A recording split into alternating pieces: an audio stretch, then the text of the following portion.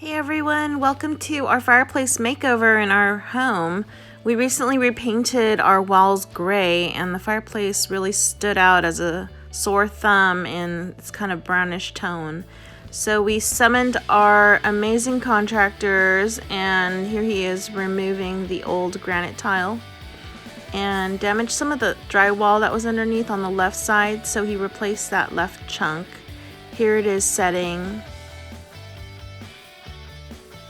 And as you can see, it already looks awesome. I just love that look of the natural stone. So what we went with was Lowe's Allen & Roth Silver Crescent Mosaic Wall Tile. It's made of travertine and looks really natural. Here's the quick before and after. But it still has the brass color on the doors that I wanted to change to just simple matte black. So here are the tools I used for that. Just the high heat Rust-Oleum in matte black. Blue tape to tape off the glass, and a little paintbrush.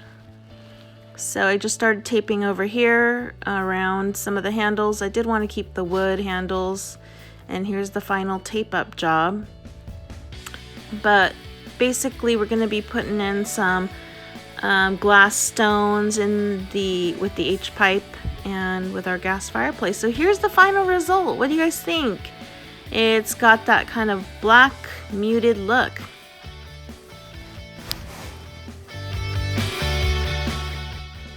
So the last and final step is to fill the fireplace.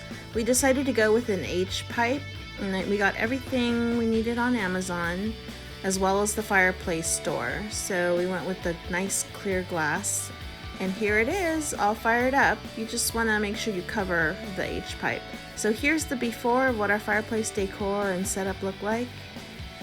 And here's how it looks like now. Let me know if you're working on a fireplace project and what your look that you're going for is.